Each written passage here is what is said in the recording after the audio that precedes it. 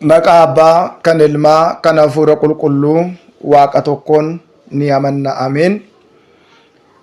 ክርስቶስ ተንሥአ እሙታን በዐቢይ ኃይል ወሥልጣን አሰሮ ለሰይጣን አግዓዞ ለአዳም ሰላም እምይእዜሰ ኮነ ፍስሐ ወሰላም። ክርስቶስ ዱ'aatii ka'ee humnaa fi aangoo isaatiin seexanni ni hidhamee addaam ni bilisoomee kana booddee nagaa fi gammachuu ta'e. Kabajamootaa fi jaallatamoota maatiiwwan Waaqayyoon kan jaalattan Waaqayyo isiniin kan jaalatu hundumti keessan toora miidiyaa Dogmaa Tuubii kan hordoftan biyya keenya Itoophiyaa, biyya keenya alammoo iddoowwan garaagaraatti kan argamtan akkam jirtu, akkam yoo nageessanii akkam turtanii yeroo qabnu irratti sa'a kana eebbisee guyyaa kanaatiin kan nu qaqqabsiise galanni ulfinni isaatiif haa ta'u. Hunda dursaa baga ayyaana du'aa ka'uu gooftaa keenya qoricha keenya Iyyasuus Kiristoositiin baga geessan, baga walumaan geenye.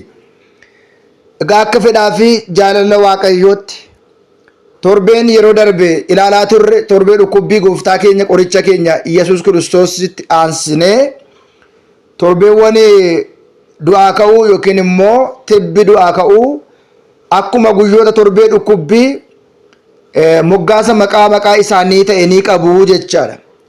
Gooftaan keenya qorichi keenya Iyyasuus Kiristoos du'ee erga du'a mo'ee ka'eetiin booda wixanni fuuldura isaa jiru, wixanni jalqabaa dilbatatti aanee ayyaana du'aa ka'uu gooftaa keenya qoricha keenya Iyyasuus Kiristoositti aanee wixanni jiru torbeewwan du'aa ka'uu hanga daagimaawiitiin saa'e yookiin immoo irra deebii du'aa ka'umsaatti torbeewwan jiran, guyyoonni jiran moggaasa maqaa isaanii ta'e ni qabu jechaadha. Egaa akkuma beekamu guyyaa sanbata duraa guyyaa du'aa ka'uu gooftaa keenya qoricha keenya Iyyasuus Kiristoos gaafa ta'u Kiristoos warreen du'an gidduudhaa ka'uu isaa du'a injifatee awwaala sana duwwaa taasisuun isaa, diiguun isaa kan itti yaadatamu yoo ta'u iyyuu itti aansee wixanni jiru guyyaan jalqabaa wixata torbee tibba du'aa ka'umsaa yookiin immoo torbee du'aa ka'umsaa guyyaan jalqabaan wixanni maa'idoot jedhameetu waamama akka mana kiristaanaa keenyaatti. Maa'idoot jechuun maal jechuudha? Maa'idoot jechuun maal jechuudha jennee jecha kana hiikkaa isaa jecha kana gaafa ilaallu maa'idoot jecha jedhu kana afaan Oromiffaatti gaafa hiiknu ce'uu jechuudha yookiin immoo taruu jechuudha, bira darbuu jechuudha. Egaa akkuma beekamu jechi maa'idoot jedhu guyyaa kana manni kiristaanaa lubbuuwwan hedduu Kiristoosiin du'a keessa kan turan Addaam badii isa irratti murtaa'eetiin balleessaa Addaam balleesseetiin Addaamiin booda kan dhufan hundi isaaniiyyuu gara Si'oolitti galaa turuun isaanii, Si'ool keessatti dhiphachaa turuun isaanii, Si'ool keessatti rakkachaa turuun isaanii ni beekama. Garuu gaa Addaam inni jalqabaa abboommi Waaqayyoo diigee, seera Waaqayyoo diigee, mootummaa Waaqayyoo jireenya bara baraa itti argatu dhabee kan ture Addaam isa jalqabaatiin ilmi namaa gara Si'ool galaa ture Addaam isa lammataatiin, Kiristoos Addaam isa lammataatiin immoo lubbuuwwan hedduun guyyaa du'uu Kiristoos du'ee immoo du'a ka'uu Kiristoosiitiin lubbuuwwan hedduun isaanii awwaala keessaatii ba'uu isaanii du'a keessaatii gara jireenyaatti, dukkana keessaatii gara ifaatti, badii keessaatii gara fayyinaatti, kufaatii keessaatii gara ka'umsaatti, Kiristoosiin Si'oolirraa gara ifaa, gara gannataatti ce'uu isaanii faasikaan keenya Kiristoos qalamee lubbuuwwan hedduu warreen du'an du'a keessaa baasuu isaa torbee itti yaadannudha jechaadha. Karaa biraa Kiristoos du'ee du'aa gaafa ka'u du'aa ka'uu isaa qofa warreen du'an du'a keessaa kaasuu qofa otoo hin ta'in bara 5,500 seeraa fi sirna ture sana sirna aarsaa baroota hedduudhaaf abbooliin hedduun Abrahaam faa, Museen faa kanneen kana fakkaatan itti dadhabaa turanii fi lubbuu hedduu itti baasaa turan. Keessumaa beeladootaa fi dhiiga beeladootaatiin hojii guddaa kan isaan hojjechaatii turan, aarsaa waaqayyoof dhiyeessaa kan turan, bakka cubbuu isaanii aarsaa itti dhiyeessaa kan isaan turan. Kiristoos aarsaa isa dhugaa ta'e dhiiga beeladaatiin otoo hin ta'in dhiiga isaatiin, firee midhaaniitiin otoo hin ta'in dhiiga isaan foon isaatiin addunyaan kun ceeteettii jecha.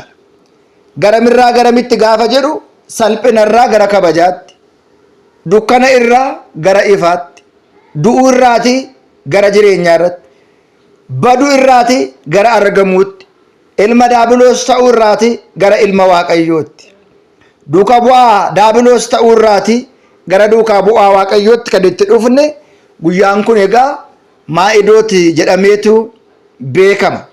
Egaa maa'idooti jechuun immoo nuuf hiikaa maalii qaba? Maatiiwwan waaqayyo har'as dukkana keessa kan jiru, har'as cubbuu keessa kan jiru, har'as sagaagala keessa kan jiru, har'as hamii keessa kan jiru, har'as lubbuu baasa keessa kan jiru, har'as mana caatii keessa kan jiru, har'as mana dhugaatii keessa kan jiru, karaa kiristoosiitiin kan wallaal du'a keessa deddeebi'aa kan jiru, qajeelummaa dhiisne yakka raawwachaa kan jirru, badiirraati gara fayyinaatti, dukkana keessa gara ifaatti, yakka irraatii gara qajeelummaatti deebinee ceenee deddeebinee jiraachuun barbaachisaa ta'a maatiiwwan waaqayyo. Egaa kakuu haaraa yookiin immoo jireenya haaraa du'aa ka'umsa Kiristoos isa haaraa kana arguudhaaf barri dabarsine bara 5,500 barri 5,500 bara gatii malee dabarsine otoo hin ta'in bara gatiin guddaa itti kaffalame, beelanni hedduu itti qalame, dhiigni hedduun itti dibamee addunyaa kana fayyisuu hin dandeenye garuu dhiiga tokkicha Kiristoosiin isa du'ee addunyaa kana fayyiseetiin, isa du'ee addunyaa kana jiraachiseetiin, isa kana gaadursee raajichi Daawit laphee waaqayyoo kan ta'e qulqullichi Daawit faaroo 78 lakkoofsa 65 irratti waaqayyoo akkuma nama hirriba keessaa isa ka'utti ka'ee jedha.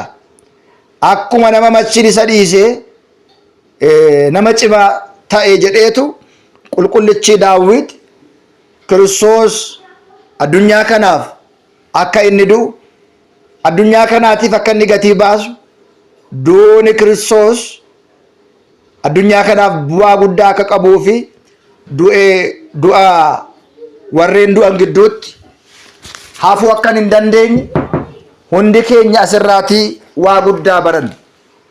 Maarreegaa du'aa ka'umsi Kiristoos nuuf faayidaa maalii qaba jennee gaafa ilaallu, du'a keessa warreen jirruudhaaf, kufnee warreen jirruudhaaf, addunyaa keessatti warreen argamnuutiif gatii guddaa kan inni qabuu fi inni biraan du'aa ka'uu Kiristoos irraa wanti barannu wanti guddaa kan du'e hundi akka inni ka'u, lubbuu fakkeenya waaqayyootiin kan uumame hunduu akka inni warree du'an gidduudhaa ka'ee akka inni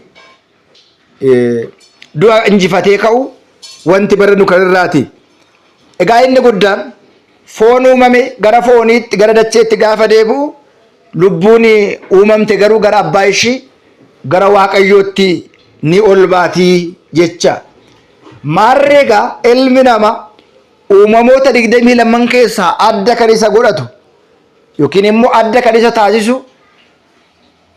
warreen du'an illee Kiristoosin amananii fooniin warreen du'an lubbuutiin jiraataa ni ta'u, lubbuutiin ni ce'u, lubbuutiin du'a injifatanii du'a keessaa gara jireenyaatti akka isaan ka'an uumamoota 22 keessaa fakkeenya Kiristoosin kan uumame ilma namaa qofaatu du'aa ka'umsaa qaba.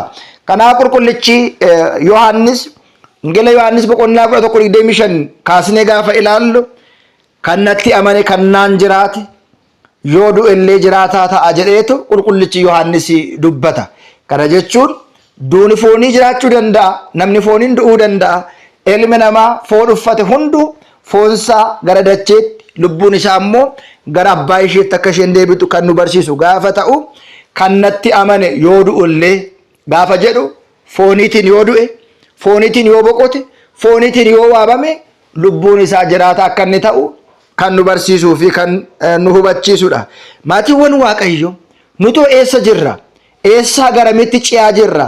Yakkarraa gara yakkaatti, badiirraa gara badii, saamicharraa gara saamichaatti, sagaagalarraa gara sagaagalaatti, cubbuurraa gara cubbuutti ce'aa jirra moo garamitti ce'aa jirra isa jedhu gaafa ilaallu egaa jireenya keenya keessatti addunyaa kana bira ce'uun, bira taruun maayidoot kan jedhame kana Kiristoosiin ceenee, Kiristoos duukaa buunee, Kiristoosiin amannee jireenya bara baraa argachuun barbaachisaadha. Manni kiristaanaa keenya waggaa waggaatti, waggaa hanga waggaatti ayyaanota kabajaman, ayyaanota waaqeffaman. Maaliif akka waaqeffamanii fi kitaabni qulqulluu maal akka jedhu gaaffiiwwan gaafatamnu hundumaatiif deebii mataa keenyaa kan ta'e kan qabnu macaafa qulqulluutiin kan deeggarame, macaafa qulqulluutiin kan barsiifame, deebii fi fakkeenya waan tokko raawwannu akka inni qabnu asirraati hubachuun barbaachisaadha. Warreen kaan bira deemnee maayidoot jechuun maal jechuudha jennee otoo gaafanne, ayyaanni Faasikaa bara kamirra oola, yeroo kamirra oola jennee otoo gaafanne, warreen kaan hirkattummaatiin kan jiraatan malee seera mataa isaanii, waaqeffannoo mataa isaanii kan qaban hin jiran. Hundumtiyyuu hirkatee kan jiraatu amantaa Ortodoksii Tawaahidoo irratti ta'uusaa barachuun barbaachisaadha. Dhugumatti bara kana yeroo kana amantaa qulqulleetti, amantaa qajeeltu, amantaa dhugaa kan abboolii keenya jalqabaa kaasee hanga dhumaatti kakuu moofaa keessas kan turte, kakuu haaraa keessas kan jirtu, Kiristoosiin tooftaan ittiin waaqeffatan, akkaataan ittiin waaqeffatan, seeraa fi heera mataa ishee kan qabdu manni kiristaanaa keenya har'as ayyaanota ishii ni kabajji. Ayyaanni du'aa ka'uu gooftaa keenya, qoricha keenya Iyyasuus Kiristoos, ayyaanota gurguddoo salgan gooftaa keenya, qoricha keenya Iyyasuus Kiristoosiiti keessaati ayyaana isa guddaadha jechaadha. Ayyaanni du'aa ka'u gooftaan keenya ayyaanota gurguddoo sagal, ayyaanota xiqqoo immoo nu'usaaninna abbayita ba'aalaat kan jedhaman bakka lamatti qoonnee waliigalli ayyaanni gooftaa keenya, qoricha keenya Iyyasuus Kiristoosiitiif kabajamu ayyaana 18 ta'uusaa asumarraatii barachuun barbaachisaadha.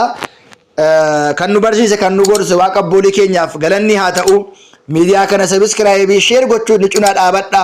Dubbii sagalee Waaqayyoo waliin barannaa, walaa jajjabeessinuu ergaa jedhuun qaba. Guddaa galatoomaa. Guyyaan lammaffaa